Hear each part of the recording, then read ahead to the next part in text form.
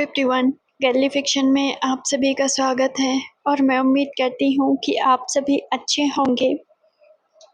गालियाँ पड़ गई थी लेकिन मैं क्या करूँ, लव लाइन में बहुत दिन से ला नहीं पाई थी फॉर सम रीज़न, बट मैं अब निपटा दूँगी और मैं कसम खा रही हूँ इसके बाद से किसी भी स्टोरी को इतने लंबे समय के लिए नहीं छोड़ूंगी। ट्रस्ट मी, इसे मैं समझने में कम से कम 2 बार मुझे सुनना पड़ा बिकॉज बहुत सारे काम होते हैं। रेयर है कि मैं काम में इस तरह सुन पाऊँ। एंड देन मैंने लास्ट पार्ट सुना, फिर मैंने उसको रीड किया फर्स्ट पार्ट, फिर थोड़े से कनेक्शन किए एंड थोड़ी बहुत चीज़ें याद आई। अब कोई फ़ायदा नहीं है डीले करने का, चलिए चलते हैं अपनी जर्नी की तरफ। नो वैरीज, मैं थोड़ा सा फ्रेम खींच दूंगी ताकि आप सभी को आइडिया लग जाए। इसके पहले एपिसोड में हम एक प्रोफेसर को देखते हैं जो बहुत ज़्यादा फेमस हैं और वो साइकोलॉजी पढ़ाते हैं, मतलब कि ऐसी किताबें पढ़ाते हैं, काफ़ी फेमस है और वो कभी कभार दूसरे यूनिवर्सिटी में इनवाइट किए जाते हैं। वो जब भी जाते हैं स्टूडेंट बहुत ज़्यादा खुश हो जाते हैं। उनके हम एक स्टार्टिंग में उनका सीन देखते हैं स्टूडेंट के साथ में, जहाँ बहुत सारे लोग लव के बारे में सवाल पूछते हैं। कुछ का तो उनके ऊपर क्रश होता है। देन हमें मालूम चलता है उनके में 35 ईयर है और वो शादीशुदा हैं, वो सिंगल नहीं है। हालांकि इतने हैंडसम होते हैं कि सबका ध्यान उनके ऊपर जाता ही रहता है। नेक्स्ट मोमेंट हम देखते हैं फेमस होने के साथ उनके साथ एक और क्वालिटी है कि वो बहुत बड़े फैमिली से बिलोंग करते हैं। वो लान फैमिली से आते हैं। फिर हमें कुछ देर बाद ये पता चलता है कि उनके कोई भी कनेक्शन उनकी फैमिली के साथ नहीं है, बल्कि वो एक छोटी सी कॉलोनी में एक छोटे से घर में रहते हैं। वैसे तो उनके पास सब कुछ है, किसी चीज़ की कमी नहीं है, लेकिन कमी उनकी ज़िंदगी में है। आगे हम देखते हैं कि उनके घर में एक लड़की भी रहती है जो ऑलरेडी प्रेग्नेंट है। उनके और उनकी वाइफ के बीच रिश्ते उतने अच्छे नहीं हैं। वो बहुत रिस्पेक्टफुल रहते हैं, लेकिन फिर हमें कुछ देर बाद ये पता चलता है कि वो अपने वाइफ से हमेशा यही कहते हैं, आप अगर मुझसे प्यार करती हैं तो करिए, मैं आपसे प्यार नहीं कर सकता। उस प्रोफेसर का नाम लानजान होता है। तो ये है लानजान की कहानी, जिसकी वाइफ है, प्रेग्नेंट है, ये सारी चीज़ें हैं। और वो साफ साफ उससे ये भी कहता है कि मैं आपसे प्यार नहीं करता। हालांकि वो उस लड़की के साथ बहुत रिस्पेक्टफुल रहता है। लड़की को भी अपनी लिमिटेशन पता है, इसलिए वो ज़्यादा उसे फोर्स नहीं करती, भले ही उसे कितना भी दुख क्यों ना हो। हमने ये भी देखा कि लान फैमिली में उसके रिश्ते अच्छे नहीं हैं। वो जल्दी जाता नहीं है। उसकी ग्रैंड माँ उसे बुलाती रहती हैं, बट वो नहीं जाता। चीज़ें थोड़ा आगे बढ़ती हैं। फिर हम देखते हैं वो पर्सन अपनी ज़िंदगी की चीज़ें याद करता है कि आखिर उसकी ज़िंदगी में ऐसा क्या हुआ जिसकी वजह से वो इतना तन्हा है। फिर हमें एक फ्लैशबैक दिखाया जाता है, एक लंबा फ्लैशबैक।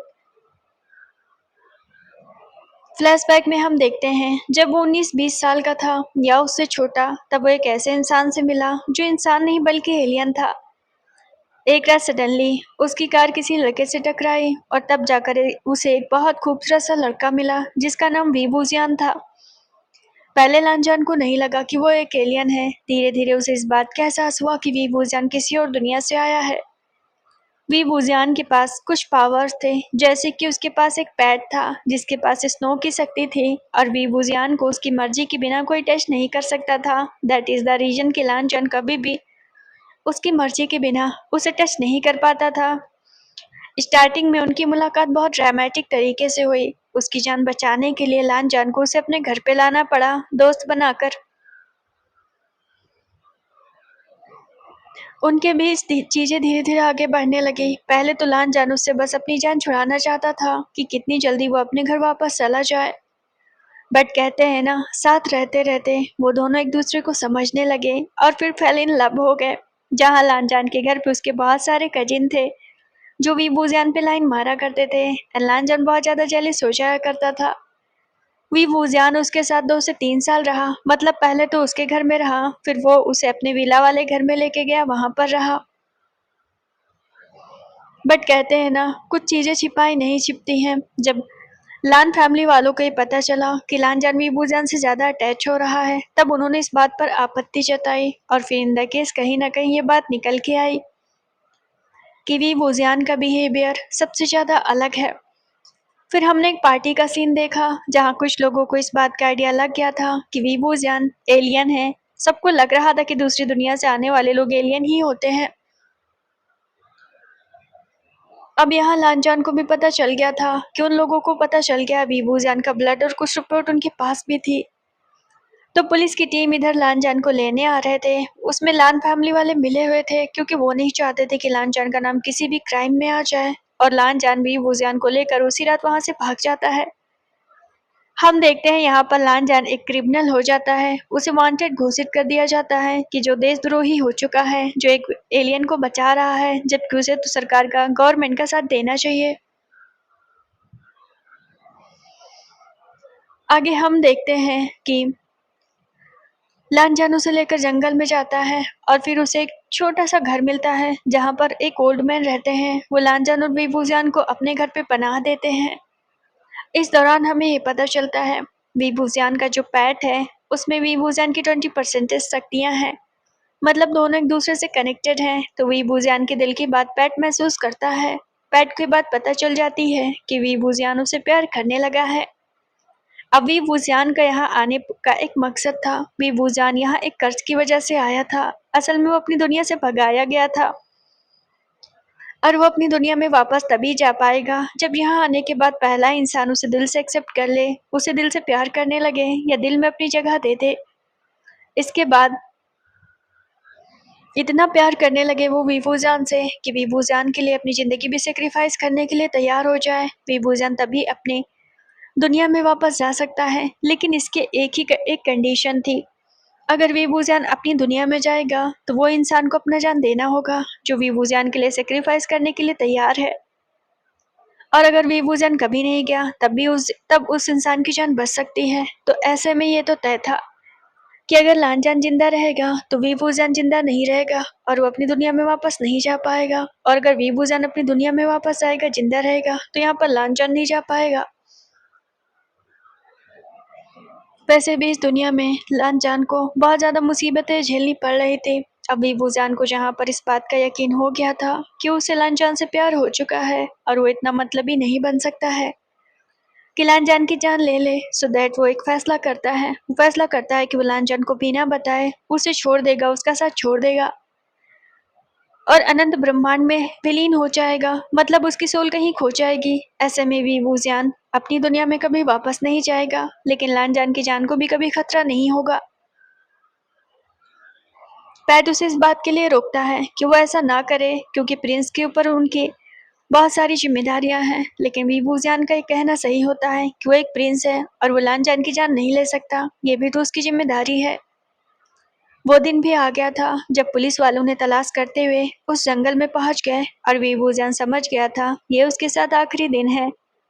उस दिन वीवूजियान ने लांजान को फ्रीज कर दिया, उसके होठों पर एक किस किया और उससे कहा कि मैं कभी तुमसे प्यार नहीं करता था, मुझे तुमसे कभी प्यार नहीं हुआ, अब मैं अपनी दुनिया में वापस लौट रहा हूँ। इसके बाद वीवूजियान वहां से इरेज हो जाता है। वीवूजियान के जस्ट बाद उसका पैट भी इरेज हो जाता है। लांजान बेहोश हो जाता है। उसे जब होश आता है तब वो हॉस्पिटल में होता है। मतलब कि लान फैमिली वाले उसे ले जाते हैं। हालांकि लांजान सबसे कहता है कि वीवूजियान अपनी दुनिया में वापस चला गया। उसे बस इतनी ही बात याद है कि वीवूजियान वापस चला गया है। उसे ये याद नहीं कि वीवूजियान ने उससे क्या कहा था। वो बहुत ज़्यादा परेशान रहने लगा और एट द सेम मोमेंट पे वो जो ओल्ड मैन थे ना, वो लांजान से मिलने के लिए जाते हैं। यहाँ पर एक बात हाईलाइट करने वाली थी। लांजान को अभी तक इस बात का एहसास नहीं था कि वीवूजियान ने अपनी जान की सेक्रीफाइस कर दिया है। उसे लगा था कि वो अपनी दुनिया में वापस चला गया होगा, लेकिन जो ओल्ड मैन थे ना, उन्होंने वीवूजियान और उसके पेट की कन्वर्सेशन को सुन लिया था। वो तो बस लांजान से मिलने आए थे और बात ही बात में उन्होंने कह दिया। और अब जाकर लांजान को ये पता चला कि उसकी जान बचाने के लिए वीवूजियान ने अपनी जान दे दी थी। और हम इसके बाद प्रेजेंट में आ गए थे। लास्ट एपिसोड हमने यहीं पर रोका था। सीन शिफ्ट होकर प्रेजेंट में आता है। बहुत तेज बिजली कड़कड़ाई थी। लांजान का ध्यान पूरी तरीके से उस बिजली की तरफ था। जब भी बिजली कड़कड़ाती है उसकी जिंदगी में वो पल हमेशा से वापस आ जाते हैं। उसे आज भी वो रात याद है जब वो वीवूजियान से पहली बार मिला था। हल्की बारिश हो रही थी, बिजली कड़कड़ा रही थी, एक लड़का उसकी गाड़ी से टकराने वाला हुआ। वो अभी भी खिड़की के पास खड़ा था। असल में वो अपनी वाइफ के साथ हॉस्पिटल में था, जिसकी तबीयत काफ़ी खराब थी।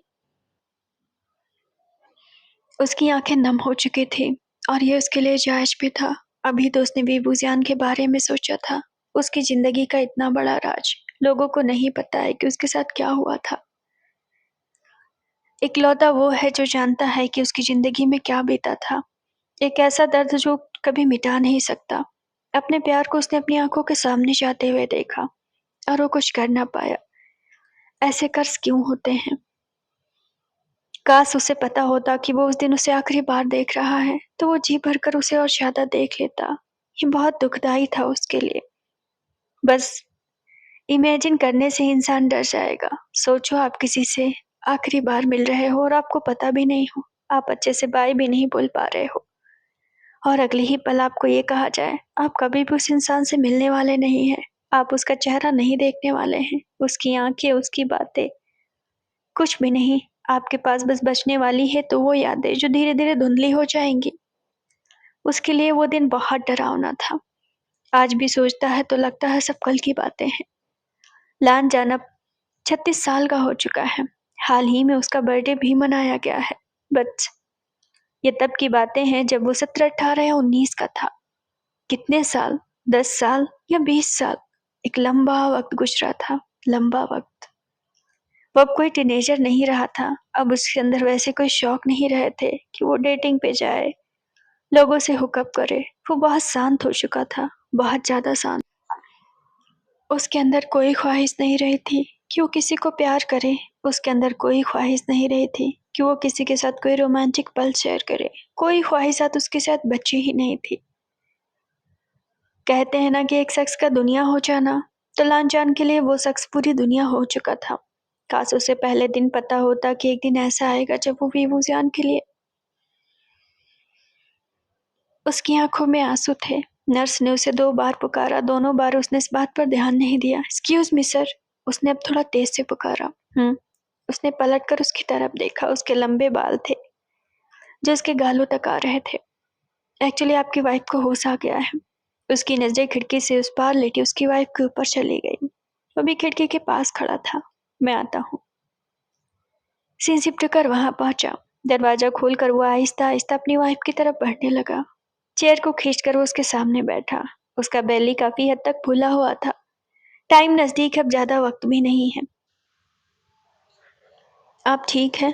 उसने लांचान के चेहरे को देखते हुए कहा। मैं बिल्कुल ठीक हूँ, आप कैसी हैं? उसने हमेशा से बहुत इज्जत से बात की और आज भी उतनी ही इज्जत से बात की।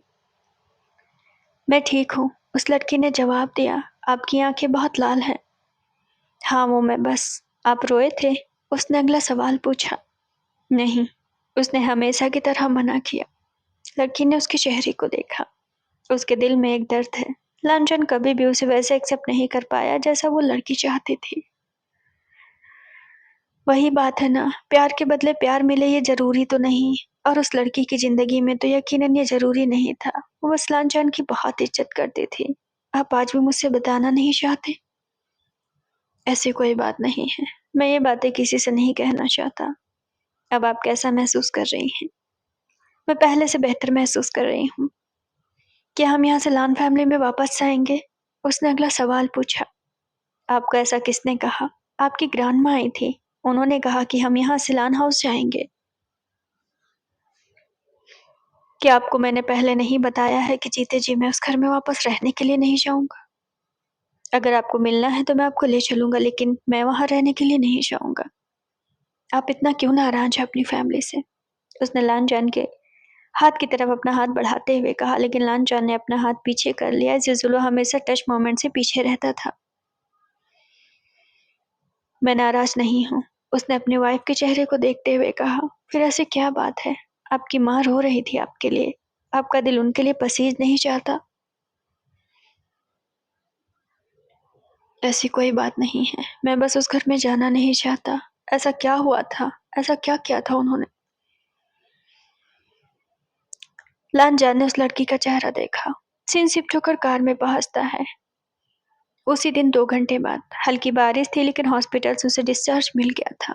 खैर, डॉक्टर ने कहा था खुशखबरी जल्दी आएगी। बहुत इत्मीनान से उसने उस लड़की को पीछे कार में लिटाया। धीरे-धीरे वो कार चला रहा था। ऐसा क्या हुआ था उस घर में, जो उस घर में वापस नहीं जाना चाहता? एक पल के लिए उस सवाल ने उसे फिर से बहुत साल पीछे ढकेल दिया था, जहाँ से वो हमेशा भागता रहता है, जहाँ की यादें उसे हमेशा डराती रहती हैं, उसे डसती रहती हैं। फिर से हमें एक फ्लैशबैक दिखाया जाता है। तुम पागल हो वीवूज़ियान, अगर तुम उस बारे में जानते हो, मतलब तुम पागल हो लानजान। अगर तुम वीवूज़ियान के बारे में जानते हो, तो तुम बता क्यों नहीं देते? मैं क्या बता दूँ? वो अब इस दुनिया में नहीं है, वो चिल्लाते हुए कहता है। उसके फादर ने उसे एक तमाचा मार दिया था। तुम्हारी वजह से ये सब हुआ है। हमारा नाम इतना खींचा जा रहा है। वो जगह खामोश रहा और एंड देन उसने फिर एक ऐसा सुराग पता लगाया जिसके बारे में उसका दिल उसके घर से टूट ही गया था। उसे पता चल गया था कि वीवूज़ियान को पकड़वाने में लानजान के फैमिली वाले पुलिस वालों से मिले हुए थे कि हम उसे तो दे देंगे, बस लानजान को बशर्ते कुछ नहीं होना चाहिए। व्हाट इफ अगर वो पकड़ा जाता, उसके साथ बुरा किया जाता, मीन्स कि उसके बाद रिसर्च किए जाते, बहुत सारी चीजें की जाती, तो कहीं ना कहीं इन फ्यूचर उसकी फैमिली भी जिम्मेदार होने वाली थी। और इस बात को लेकर आज तक लांचन कभी ये भुला नहीं पाया है कि सिर्फ उसे बचाने के लिए कैसे वो वीवूज़ियान को एक बलि का बकरा बनाने वाले थे, क्योंकि वो लांजान से प्यार करते थे। उसका क्या कि लांजान वीवूज़ियान से प्यार करता था और इस बात को लेकर वो कभी अपनी फैमिली को माफ नहीं कर पाया। और इसके बाद से जब से उसे ये बात पता चली, उसने वो घर छोड़ दिया। दोबारा वो कभी उस घर में कदम नहीं रखा उसने। ये इतिहास है कि लांजान ने कह दिया था निकलते वक्त कि मैं इस घर में कभी कदम नहीं रखूंगा, और उसने उस घर में कदम नहीं रखा। सीन शिफ्ट होकर अगेन प्रेजेंट में आता है। लांजान ने उस लड़की का हाथ पकड़ा। हाथ मीन्स कि उसकी कलाइयों के ऊपर पकड़ा, जो कि पकड़ना जरूरी था। आप इतने हठी कैसे हो सकते हैं? सोचिए अगर आप कहीं गए हुए हैं और मुझे दर्द शुरू हो गया तब। लांजान ने उसके चेहरे को देखा। आपने अच्छा याद दिलाया। मैं कल से किसी लेडी को हायर कर दूंगा आपके लिए। मतलब आप लेडी हायर कर सकते हैं लेकिन अपने घर नहीं जा सकते। लड़की लांजान को मनाने पर उतर आई थी। नहीं, मैं नहीं जा सकता। लांजान ने उसे सोफे पर अच्छे से बिठाया और उसके पैरों के नीचे तकिया रखा। आपको लगता है लड़का हो गया लड़की? उस लड़की ने सवाल पूछा। लांजान ने उसकी तरफ पानी बढ़ाया। मैंने कभी इस बारे में नहीं सोचा। सोचिए ना, कुछ अंदाजा लगाइए। आपको क्या लगता है, लड़का हो सकता है या लड़की? लांजान ने गहरी सांस ली। शायद लड़की, उसने उसके चेहरे को देखते हुए कहा। मतलब आपको लड़की चाहिए? उसने अगला सवाल पूछा। लांजान सोफे पर बैठ गया। कोई भी होगा, मुझे चलेगा। आप उसे अपने बच्चे जैसा प्यार देंगे? उसने अगला सवाल पूछा। क्यों नहीं, मेरा ही बच्चा है तो बच्चे जैसा इसे प्यार दूंगा ना, लांजान ने उसे देखते हुए कहा। आप बच्चे की माँ को उसके माँ जैसा प्यार देंगे? उसने फिर से वही सवाल किया। लांजान ने उसके चेहरे को देखा। मैं बच्चे को अपने बच्चे जैसा प्यार दूंगा और बच्चे की माँ को बच्चे की माँ जैसा प्यार दूंगा, ना कि मेरी वाइफ जैसा। जवाब भी उसे वैसा ही मिला। लड़की ने नजरें नीचे कर ली। लांजान ने उसके चेहरे को देखा। आपको नहीं लगता कि ऐसे टाइम पे आपको स्ट्रेस नहीं लेना चाहिए? हाँ, मैं जानती हूँ मुझे स्ट्रेस नहीं लेना चाहिए। लड़की थोड़ी नाराज हुई। तो आपको ऐसे कोई भी सवाल नहीं पूछने चाहिए जिसके जवाब आपको अच्छे ना लगे। नहीं पूछूंगी। मैं कौन सा मरी जा रही हूँ? अब आप प्यार नहीं करते तो मैं क्या कर सकती हूँ? लांजान हल्का सा मुस्कुराया। कोई बात नहीं, आप चलिए आराम करिए। वो उसका हाथ पकड़ता है और दोबारा उसे उसके कमरे में लेके जाता है। सीन शिफ्ट होकर वहां पहुंचा। वो हमेशा की तरह स्मोकिंग करते हुए अपने कमरे की उस सीट पर बैठा हुआ था जहां से खिड़की से बाहर साफ साफ दिखाई दे रहा था। लांजान, बाय द वे मेरे पास एक अच्छा चांस है। किस बारे में? तुम्हें तंग करने के लिए। देखो विंग, ये मत क्या करो। लांजान ने उसे टोका। क्यों, ये तुम्हें बुरा लगता है? उसने लांजान के बैग पे पटाख से मार दिया। देखो तुम ये नहीं कर सकते। लांजान ने उसके पीछे जैसे ही मारना चाहा, फटाक से लांजान को एक झटका लगा, वो पीछे जा गिरा। है लांजान, भूला मत करो कि तुम मुझे छू नहीं सकते मेरी मर्जी के बिना। उसने आंखें दिखाई। विंग, तुम ये नहीं कर सकते। लांजान ने स्माइल करते हुए उससे कहा। और प्लीज ये करना बंद करो, क्योंकि मैं तुम्हें नहीं छू सकता। एक तरफा हुआ। तुम्हें दो तरफा चाहिए? लांजान ने उसे उसकी बातों पर उसकी तरफ देखा। वो कितना फ्लर्टी है, वो कितना उसे परेशान करता है। लांजान की क्या गलती अगर वो फेल इन लव हो गया तो? एक तो वो क्यूट है इतना ज्यादा। हाँ, मुझे दो तरफा चाहिए। वो उठकर बैठते हुए कहता है। ठीक है, ले लो। उसने अपना हाथ लानजान की तरफ बढ़ाया कि मुझे छू लो।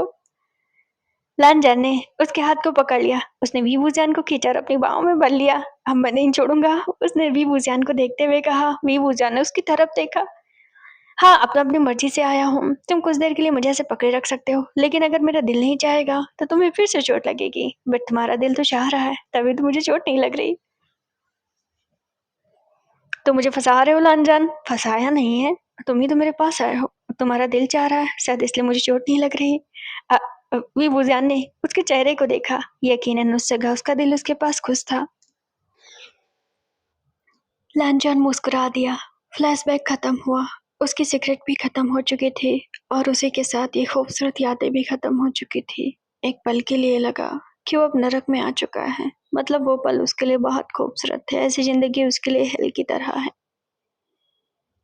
काश उस दिन मुझे पता होता कि हम में से कोई एक रह पाएगा, मैं क्यों तुम्हें जाने देता। वो बिस्तर पे लेट गया। वो अपनी लकीरों को देखने लगा। क्या लकीरों से इंसान मिलता है? क्या ऐसा सच में है? उसने सुन रखा है कि अगर किस्मत में होगा तो मिल जाएगा। उसकी किस्मत ऐसी क्यों थी? गॉड ने उसे उससे क्यों मिलाया था? जब उनका कोई मेल था ही नहीं तो उन्हें करीब क्यों लाए? उन्हें प्यार क्यों हुआ? क्या वो किस्मत पर यकीन करे या उन लकीरों पर या उस भगवान पर यकीन करे? उसकी जिंदगी में सब कुछ ऐसे हुआ जैसे एक भद्दा मजाक, एक ऐसा भद्दा मजाक जो कभी भी वो भुला ना पाए। काश मैं तुम्हें एक बार और देख पाता। काश एक दिन की जिंदगी और मिल जाती। उसकी जिंदगी में कोई उम्मीद नहीं थी कि वीवूजियान उसे कभी वापस मिलेगा। बहुत दुखदाई था, लेकिन वो इसमें कुछ कर नहीं सकता था। सीन शिफ्ट होकर अगले दिन पे पहुंचा। प्रोफेसर, तो क्या अगर कोई इंसान एज गैप में रहे तो उससे भी प्यार करना चाहिए? आज फिर से उसे एक फेमस यूनिवर्सिटी में लेक्चर देना था। एक लड़की ने उससे सवाल पूछा, जो कि टीनेजर थी। उसने घूमकर उस लड़की की तरफ देखा। वेल, प्यार में एज मैटर नहीं करता। अब स्टिल एक 80 साल का होगा और एक अंडर एज होगी तो ऑब्वियसली ये मैटर करता है। लड़की स्याही हो गई। शर्मिंदगी हुई कि उसने ऐसा सवाल क्यों पूछा। प्रोफेसर ने सीधा समझाया कि हर जगह एज मैटर नहीं करता, but some point age matter करता है।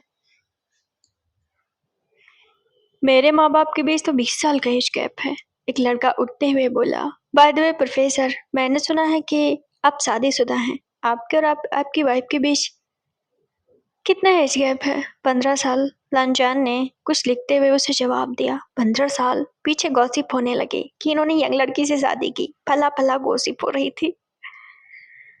लांजान ने गहरी सांस ली। जब उसे पहली बार प्यार हुआ था तब वो बस 17-18 साल का था। बस उसे तभी प्यार हुआ था। आज अगर वीवूजान होता तो क्या भी उसी एज का होता? Age gap. वीवूजान तब भी उससे छोटा था। वो क्या सोच रहा था? एकदम से उसने अपने सिर पे थोड़ा सा हाथ मारा कि वो ऐसे मोमेंट पे ऐसी बातें क्यों सोच रहा है। वो भी कैंटीन में बैठा खा रहा था कि तभी उसे कॉल रिसीव हुई। ये उसकी ग्रैंडमा की कॉल थी कि उसकी बीवी को फिर से लेबर पेन शुरू हुआ है और उसे हॉस्पिटल ले जाया गया है। यहाँ पर लानजान ने अगले दिन ही एक लेडी को हायर कर लिया था, सो दैट इतनी प्रॉब्लम नहीं थी। वो लड़की उसकी केयर कर रही थी। सीन शिफ्ट होकर हॉस्पिटल पहुंचता है। अगेन डॉक्टर ने उनसे वही बातें कही कि आज रात कट गया तो कट गया, बहुत क्रिटिकल केस है और अगर ऐसे केस में माँ और बच्चे किसी एक को बचाया जाए तो हम किसे बचाएंगे? ग्रांड माँ यानी कि लान फैमिली की ग्रांड माँ, ऑफकोर्स मेरे पोते को बचाओ। उन्होंने तब मतलबी वाली बातें कह दी। माँ भी क्या बातें कर रही हैं? लान कुरेन ने अपनी अम्मा के कंधे पर हाथ रखा। कितनी मतलबी ना बने, ये वांग जी का फैसला होना चाहिए। जेबूजन उसके कंधे पर हाथ रखते हैं। अगर दो में से किसी एक को बचाना हो तो उस लड़की को बचाना। अब लानजान ये तो नहीं कह सकता था ना कि उस बच्चे को बचाओ। माना वो बच्चे को बहुत प्यार करता था, स्टिल वो माँ को ही कहेगा। सीन शिफ्ट होकर वहां पहुंचा जहां उन लोगों के लिए रात भारी थी। ये सोचना मुश्किल था कि कौन बचेगा कौन नहीं, जैसा कि केस बहुत क्रिटिकल था। 2 बजे के आसपास ऑपरेशन शुरू हो गया था। अब नॉर्मल डिलीवरी का कोई चांस नहीं था। एक तो थोड़ा समय से पहले भी ये सब हो रहा था। वांग जी, तुम ठीक हो? जेबुजुन उसके बगल में बैठते हुए सवाल पूछते हैं। मैं अब किसी को खोने के लिए रेडी नहीं हूँ। लानजान ने अपने भाई का चेहरा देखते हुए कहा, मैं अपनी जिंदगी में अब कोई भी नुकसान झेल नहीं सकता। उसने गहरी सांस ली। मुझे उस लड़की से प्यार नहीं है। मैं उसे वाइफ नहीं मान सकता। वो मेरी वाइफ थी, इससे मैं इनकार नहीं करूंगा, लेकिन किसी का भी मेरी जिंदगी से जाना, ये मैं देख नहीं सकता हूँ। लानजान ने फिर से गहरी सांस ली। और हमेशा मेरे साथ यही होता है। वांग जी, ऐसा मत सोचो, हो सकता है दोनों बच जाएं। और वैसे भी हम जबरदस्ती। लानजान ने अपने भाई की तरफ देखा। उसके दुख को उसके भाई बहुत अच्छी तरीके से जानते थे। मुझे लगता है कि इसके बाद हमें एक साथ रहना चाहिए। मैं उस घर में कदम नहीं रख सकता हूँ। उसने दोबारा बहुत ही आहिस्ते से बात कही। आज भी मैं सोचता हूँ तो मेरा दिल डर जाता है। आप लोगों ने मिलकर मेरी खुशियों के लिए सब किया था। अच्छा हुआ वो अपनी दुनिया में चला गया। क्या होता अगर। वो आगे कुछ बोल ना पाया। वांग जी, मुझे तो लगता है कि सिर्फ एक मिथक है। लोगों को तो अभी तक यकीन नहीं है कि वो सच में एक एलियन था। जरूरी थोड़ी ना एलियन ही हो सकता है उसकी कोई अपनी दुनिया हो। खैर, मैं इस बारे में बात नहीं करना चाहता। और अच्छा है सबको अगर यही लगता हो कि वो बस एक मिथक था, यानी कि एक कल्पना था। मुझे भी यही लगता है कि कोई लड़का तुम्हारी जिंदगी में आया और तुमसे खेल के चला गया। अच्छी बात है, आप यही सोचो। हो सकता है वो कहीं से आया हो और तुम्हारी जिंदगी में तुमसे बदला लेने के लिए। उन्होंने हमेशा से यही बात के उसके दिमाग में डालने की कोशिश की कि वी बुझान ही बुरा था। बट वांग जी ने उसकी शक्तियों को महसूस किया था। वो इंसानी शक्तियां नहीं थी। वो कैसे मान लेता। हाँ, आप सही कह रहे हैं। उसने कोई आर्ग्यू नहीं किया, कुछ नहीं किया। सीन शिफ्ट होकर 6 बजे के आसपास पहुंचा। डॉक्टर जब सामने आए तो चेहरा डॉक्टर का उतरा हुआ था। यकीनन वांग जी के कदम लड़खड़ाए। इसलिए नहीं कि वो उस लड़के से बहुत प्यार करता था, इसलिए कि वो एक इंसान था। उसने अपनी जिंदगी में बहुत दुखद चीजें देखी थी, विभूजान को खुद से दूर जाते हुए। और अब वो इसके बाद वो लड़की ही उसकी जिंदगी में आई थी, तो अब वो किसी और को दूर जाते हुए देख नहीं सकता था। लांचा ने डॉक्टर का चेहरा देखा। डॉक्टर ने अपने चेहरे से वो मास्क हटाया। बेबी बॉय हुआ है। उन्होंने अफसोस के साथ जब ये बात कहा तो लांचा ने उनके चेहरे को देखा। हम माँ को बचा नहीं पाए। हम बचाना चाहते थे लेकिन ऑप्शन बस एक ही था।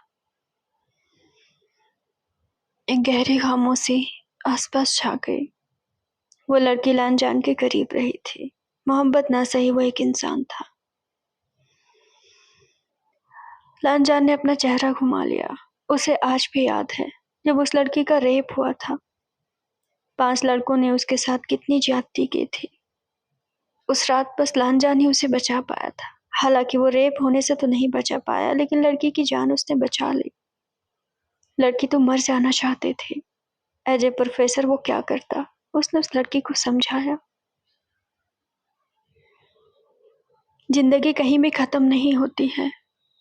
गलत तो उन लोगों ने किया था, उस लड़की की कोई गलती नहीं थी। सजा तो उन्हें मिलनी चाहिए, ना कि उस लड़की को। लांजान के इनकरेज करने पर उस लड़की ने पुलिस में ये केस दर्ज किया और लांजान अकेला विटनेस बना। और ये यहाँ की बात नहीं थी, ये उस कंट्री की बात थी जहाँ की वो लड़की थी। उस वक्त लांजान एज ए लेक्चरर वहां पहुंचा था। दैट इज द रीजन कि चाइना में इस केस को इतना उछाला नहीं किया। उनको फांसी हुई थी, लेकिन लड़की को तब तक ये पता चला कि वो प्रेग्नेंट है। कम एज होने की वजह से डॉक्टर ने अबॉर्शन अवॉइड किया। उस कंट्री के कुछ रूल्स भी वैसे ही थे। लड़की अब और जीना नहीं चाहती थी। उसके घर वालों ने उसे कोई पनाह नहीं दी और ना उसके दोस्तों ने उसकी मदद की। एंड देन लांचन ने कहा वो उसकी स्टूडेंट है, वो उसके साथ उसके घर पे रह सकती है। एशिया का कल्चर उस देश जैसा बिल्कुल भी नहीं था। एशियन कंट्री में अगर कोई बिन ब्याह के घर में रहता, फिर चाहे चाइना हो, जापान हो या फिर इंडिया हो, लोगों के सवाल उठने शुरू हो जाते हैं। लोग सवाल करने लगते हैं। यहाँ के खुद के पेरेंट्स भी इस बात को एक्सेप्ट नहीं करते। ये फिनलैंड, स्कॉटलैंड या अमेरिका नहीं है जहाँ इस बात पर किसी को आपत्ति ना हो। लड़की ने जब इस बारे में कहा तो लांजा ने बस यही कहा था, वो उससे कॉन्ट्रैक्ट मैरिज कर सकता है, उससे मैरिज कर सकता है, उससे कोर्ट मैरिज कर सकता है, कोई बड़ी बात नहीं है, बस उसे कभी वाइफ का दर्जा नहीं देगा। दर्जा मीन्स कि वो इज्जत भले ही देगा, बट वो ऐसा प्यार नहीं दे सकता उसे। लड़की हाँ बोल देती है। लांजान के साथ रहते रहते लड़की को उससे प्यार हो गया। प्यार का मतलब हमेशा पाना नहीं होता, इस चीज को हर कोई समझना चाहिए।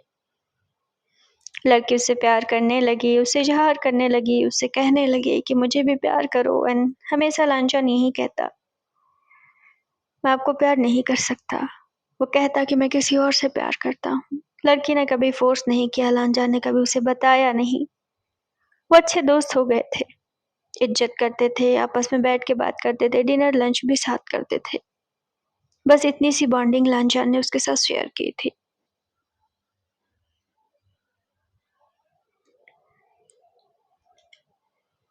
उसकी आंखों में आंसू आ गए, जैसे कि वो कोई भी नुकसान बर्दाश्त नहीं कर सकता था। वो ये भी बर्दाश्त नहीं कर सकता था। जेबुजुन ने उसके कंधे पर हाथ रखा। ग्रांड माँ ने भी उसके दूसरे कंधे पर हाथ रखा। उसे किसी की सांत्वना की जरूरत नहीं थी, किसी की हमदर्दी की जरूरत नहीं थी। उसकी हिम्मत इतनी तो नहीं हुई कि वो उस कमरे में जाकर उस लड़की का चेहरा देखे। खैर, अंतिम संस्कार की विधि अवधि उसी शाम को पूरी की जाने लगी। उसने उस लड़की को देखने की हिम्मत नहीं की और न लांजान ने उसका चेहरा देखा। यहाँ तक कि उसने बच्चे का भी चेहरा नहीं देखा था। लान हाउस में ही उसके अंतिम संस्कार की जो थोड़ी विधि विधान थे उसे पूरे किए गए और रात के 8 बजे तक उस लड़की को अंतिम विदाई दे दी गई थी। वांग जी, हम घर चलते हैं। ये बुजुर्ग ने उसके कंधे पर हाथ रखा। नर्स बच्चे को लेकर दूर खड़ी थी। रात के 8 बज चुके थे। हवा तेज चल रही थी, बिजली अभी भी कड़क रहे थे। लांजान के कदम खुद ब खुद उस बच्चे की तरफ चले गए। लांजान ने उस बच्चे को देखा। उसे अभी भी याद है डॉक्टर ने क्या कहा था, ये मिराकल है कि बच्चा बच गया, वरना दोनों ही बचने वाले नहीं थे। मैं तो अभी भी ताज्जुब में हूँ कि बच्चा बच कैसे गया। लांजान ने जब बच्चे को देखा तो पूरी तरीके से शॉक्ड था। बेबी के आईलैशेस यानी पलके काफी सिल्वर में थी। एक ही पल में उसे लगा जैसे वी वूजियान का बच्चा हो, हालांकि ऐसा नहीं था। वो उस बच्चे को देखता रहा। डॉक्टर ने भी लांजान से बात कही थी कि बच्चे के जीन वैसे तो माँ बाप से मिलते हैं, बट ऐसी क्वालिटी समटाइम बच्चों में आ जाती हैं। सिर्फ उसकी पलकें ही वैसे थी, बाकी वो नॉर्मल सा बच्चा दिखता था, बट स्टिल यूनिक हो गया था। उसके हेयर 2-4 जो निकले हुए थे टकले से, उसमें वो ब्लैक ही दिख रहे थे। ऑब्वियसली बस उसकी हल्की हल्की छोटी छोटी महीन महीन पलकें ही सिल्वर थी। बड़ा होकर वो बच्चा काफी अट्रैक्टिव बनने वाला था। उसने नर्स के हाथ से वो बच्चा ले लिया। चलो चलते हैं, मैं घर जा रहा हूँ। वो अपनी कार में बैठते हुए अपने भाई को बेरुखी से जवाब देता है, वांग जी, तुम इस हालत में नहीं हो कि तुम उस घर में अकेले रह पाओ। तुम्हें लान हाउस वापस लौटने की जरूरत है। मैं नहीं लौटूंगा। वो कार में बैठ गया और कार चल दी। ड्राइवर भी समझ सकते थे कि उसके बाबा बहुत सैड है। असल में बात ये थी, वो अपने घर से नफरत ना करता अगर उसे ये बात पता न चलती कि उसके घर वाले तो इस बात पर भी राजी थे कि अगर वी बुजान को मारना भी पड़ा तो मार दे, बट वांग जी को सेफ रखे और न्यूज में आना भी नहीं चाहिए। यानी इनकाउंटर तक की बातें हो गई थी वी बुजान की, और घर वाले मिले भी थे। और कितनी हद हो गई उसकी तकलीफों की। उस लड़की का चेहरा उसकी आंखों से नहीं जा रहा था। उसने अपनी जिंदगी में बहुत लोगों को जाते हुए देखा था। सबसे बड़ा नुकसान उसका वी वो ज्ञान था। दूसरा नुकसान वो लड़के थे। हर रिश्ते प्यार के नहीं होते हैं। वो उस बच्चे को देखता रहा। प्यार, मोहब्बत, फादर की फीलिंग्स, क्या उसे कुछ समझ में नहीं आ रहा था। वो बस इतना जान रहा था, उसके हाथ में एक नन्ही सी जान है। उसे इसके अलावा कुछ फिक्र नहीं थी। वो बच्चा भी सो रहा था। 40 मिनट बाद वो घर पहुंच गया था। हल्की बारिश शुरू हो गई थी। उसे पहली बार एहसास हुआ कि उसे उस बच्चे को छिपा कर ले जाना चाहिए। उसने उस जैकेट में उस बच्चे को किया और वो घर के अंदर पहुंचा। घर खाली सा लगा। अच्छा हुआ उसने उस लड़की की आदत बहुत नहीं डाली थी। लानजान की जिंदगी में वैसे भी कुछ खास फर्क नहीं था। लानजान ने उसे बस छत दी थी, अपनी जिंदगी में कुछ खास जगह नहीं दी थी। कहीं ना कहीं ये दोनों के लिए सही था। वो ईमानदार था कि वो उससे प्यार नहीं करता है, और लड़की भी काफी समझदार थी जो ये समझ रही थी कि प्यार कभी जबरदस्ती से नहीं पाया जा सकता। और वैसे भी प्यार का मतलब ये तो नहीं कि किसी को फोर्स किया जाए कि मुझसे प्यार करो। नहीं, प्यार का मतलब ये बिल्कुल भी नहीं था। वो बच्चे को लेकर सीधा अपने कमरे में पहुंचा और वो बच्चे को लेकर बैठ गया। रात के 8 बज रहे थे। यकीनन उसे कुछ नहीं पता था बच्चे के साथ क्या करना है, कैसे करना है, कैसे रहना है। उसे इस बात का कुछ ख्याल नहीं था। वो बच्चे को लेकर बैठा रहा। वो अभी तक रोया नहीं था और ना वो रोना चाहता था। उसने इससे पहले इतने दुख देखे थे। अब कोई भी दुख आ जाए तो सामना कर लेगा। 3 बजे उसका ध्यान टूटा। वो खामोश अभी भी उस बच्चे को देख रहा था जब बच्चे ने रोना शुरू किया था। नर्स ने बताया था उसे दूध की जरूरत होगी। नर्स ने उसे बॉटल बना दी थी, बट उसने ये भी कहा था कि बेबी के केयर के लिए उसे केयर टेकर रखना होगा, बेबी सिटर रखना होगा। उसने उस बॉटल को उठाकर बच्चे के मुंह में लगाया। शायद बच्चा पीना नहीं जान पा रहा था, फिर भी उसने शायद एक दो कस ली और आहिस्ता आहिस्ता करके वो दूध पीने लगा। वांगजी तो अपनी नजर उस बच्चे की पलकों से हटा ही नहीं पा रहा था। बच्चा पी रहा था, उसकी आंखें पूरी खुल भी नहीं रही थी। बट हु केयर्स, पूरा जोर लगाकर वो दूध पीने की कोशिश कर रहा था। सीन शिफ्ट होकर अगले मॉर्निंग में पहुंचा। लानजान उसी जगह बैठा रहा जिस जगह वो बैठा था। बट 8 बजे तक उसकी ग्रैंड माँ उस घर में आ चुकी थी। अब तो गालियां देने पर शुरू हो गई थी। चलो दुख की बात है, लेकिन बच्चे को ऐसे नहीं रखा जा सकता। ग्रैंड माँ के आ जाने के बाद उसने थोड़ी बहुत बात की। घर अभी भी सुनसान था, लेकिन ठीक था। सीन शिफ्ट होकर शाम को पहुंचा। डॉक्टर ने सलाह दी कि वांग जी को बच्चे को लेकर 1 महीने के लिए एटलीस्ट कहीं और जाना चाहिए। ऐसे में वांग जी का भी दिमाग थोड़ा सा सही होगा और बच्चे को भी थोड़ा न्यू इन्वायरमेंट मिलेगा। बेबी को मम्मा नहीं मिली है ना, तो इसलिए उसके लिए इन्वायरमेंट चेंज करना बहुत जरूरी है। सब बच्चे की मेंटालिटी वैसी नहीं होती, अदरवाइज बेबी डिप्रेशन में चला जाएगा। डॉक्टर ने ये भी सलाह दिया उसे एक फीमेल या मेल बेबी सीटर को रखने की जरूरत है, जो बच्चा बहुत अच्छे से कैरी कर ले और बच्चे का ध्यान रख ले। डॉक्टर की बात मानकर वांग जी अपने ग्रैंड माँ के साथ उनके विलेज चला गया। माहौल थोड़ा सा सही हुआ। पूरे 1 महीने में वांग जी ने कभी भी उस बच्चे को छोड़ा नहीं और धीरे धीरे उस लड़की की डेथ से थोड़ा थोड़ा उबर आया।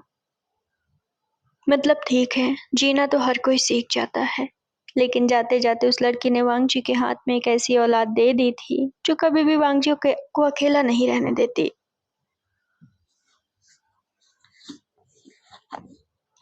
अरे बाप रे अंकल, ये तो पूरा परेशान करके रखा हुआ है। बेबी दांत निकाल रहा था। 1 ही महीने का तो बेबी है। अंकल को ये कहने की जरूरत नहीं है। अंकल तो गालियां देने पर उतर आए थे। चाहे कुछ भी कह लो, जिंगी अंकल उतने भी अच्छे नहीं हैं। बेबी की ख्वाहिश बस इतनी थी कि भैंस के ऊपर बेबी को लिटा दिया जाए, बट जिंगी अंकल को डर लग रहा था कहीं बच्चा लुढ़क न जाए। बेबी ने रोना शुरू कर दिया तो जिंगी चिल्लाने लगा, क्योंकि वो भी लानजान को अंकल बोलता है। लानजान न्यूज़पेपर पढ़ रहा था। उसे लगा कोई मसला है, दौड़कर बाहर आया। अंकल, ये मोटा मुझे इतना परेशान करके रखता है, भैंस के ऊपर बैठने की बातें कर रहा है। मैं उसे भैंस पे कैसे बिठा दूं? भैंस ने गिरा दिया तो आप मुझे यहाँ से गिरा देंगे। एक ही सांस में जिंगी ने भला भला बातें बोल दी थी। आओ इधर। लानजान ने भारी आवाज में उसे गोद में लिया। बेबी ने मुंह घुमा लिया। बेबी का तो मूड हमेशा गर्म ही रहता है। एंग्री बर्ड वो सबसे ज्यादा है। ना तो उसके डैड सही से बात करना जानते हैं और ना उसके अंकल सही से बात करना जानते हैं। डैड की भारी आवाज से बच्चा वैसे उसकी पैंट गीली हो जाती है। ना डैड मुस्कुराते और ना हंसते और ना उसे अच्छे से झूला झुलाते हैं। अब बेबी क्या समझे? भैंस पे बैठना है, लंजा ने भारी आवाज में उससे कहा। बेबी ने आंखें फाड़कर डैड की तरफ देखा। उसकी पैंट पहले ही गीली हो गई थी। हाँ, में सिर हिलाने से रहा ही नहीं था। मार पड़ेगी, गिर जाओगे, चलो अंदर। लान जान उसे गोद में चिपका लेता है। 1 ही महीने का बच्चा है, बट वांग जी बात करना तो जानता है एटलीस्ट, बट मुस्कुराता नहीं है, यही तो उसके मसले हैं।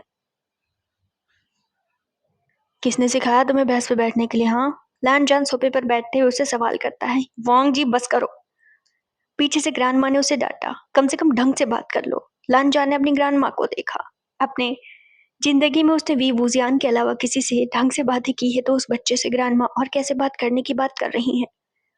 कम से कम सॉफ्ट टोन यूज कर लिया करो।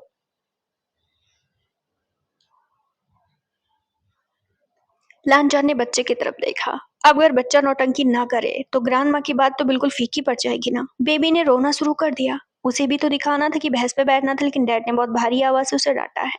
देखा, मैंने पहले ही कहा था, अगर मेरे पोते को सही से तुम्हें खिलाना नहीं आता तो मुझे क्यों नहीं दे देते हो?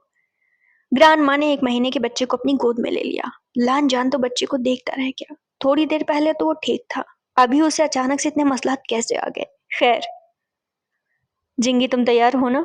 जिंगी भी सिटी जाने वाला था। जिंगी को यूनिवर्सिटी में पढ़ना है। यहाँ से वो हाई स्कूल पूरा कर चुका है। अपने पापा से बोलकर उसने सिफारिश लगवाई है। अब लानजान अंकल के साथ में उनके घर पे रहेगा। अंकल के साथ भी रहेगा और खर्चा भी बच जाएगा बाहर से रहने का। तो अभी अंकल की सारी बातें मानना जिंगी के लिए बिल्कुल 100% तय था। अंकल आप परेशान मत होइए, कमरे से निकलते हुए कहता है। ये रहे मेरे बैग, जो कि 2 बैग थे। ये रहे आपके बैग, और ये रहा मोटे का बैग। यानी वो नन्हे बच्चे की बातें कर रहा था। बच्चे का नामकरण नहीं हुआ है अभी तक। 6 महीने से पहले नामकरण लान फैमिली में नहीं होता है, तो ये थोपी गई चीज लानजान को माननी पड़ी। असल में उसने अभी सोचा नहीं कि बच्चे का नाम क्या रखा जाएगा, सो दैट अभी नाम तो नहीं रखा गया है। खैर, बैग तैयार थे। और ये रहा ग्रांड माँ का बैग, मतलब वो ग्रांड माँ के बैग के साथ भी रेडी था। ठीक है वांग जी, मौसम सही नहीं है, क्या शाम को निकलना सही रहेगा? मैंने 1 महीने काफ़ी छुट्टियां कर ली हैं। इससे ज़्यादा मैं यूनिवर्सिटी से छुट्टी नहीं ले सकता, और यहाँ का वेदर भी काफ़ी ठंडा हो रहा है। मुझे लगता है बच्चे के लिए ठीक नहीं है। ठीक है बाबा, ठीक है। सीन सिप्टो कर 7 बजे पहुँचता है। जिंगी तो ऐसे रो रहा था जैसे उसकी विदाई हो रही हो। उसके छोटे भाई ने उसे लात मारी। ज़्यादा नौटंकी मत करिए यहाँ पे। छोटे भाई को बताया कि बड़े भाई तो अंदर ही अंदर खुश है, ऊपर से मम्मा को दिखा रहे हैं कि दुखी हैं। तुम मुंह बंद करो अपना, कुछ साल में मैं भी आ रहा हूँ, उसने नाक बनाते हुए कहा। मेरे पास मत आना। जिंगी ने उसे गुस्सा कर दिया। तुम्हारे पास मैं नहीं जाऊंगा, मैं तो अंकल के पास जाऊंगा। लानजान ने मुंह घुमाया था। लगता है गांव का ठेका उसने ही ले लिया है। खैर, वो कुछ बोला नहीं। कार में अब सब लोग बैठ चुके थे। लानजान बेबी को लेकर आगे बैठा था। वांग जी उसे ढंग से बिठाना अपने पास। खैर, लानजान इस चीज में अच्छा था। बच्चे को अच्छे से सीने से चिपकाया हुआ था।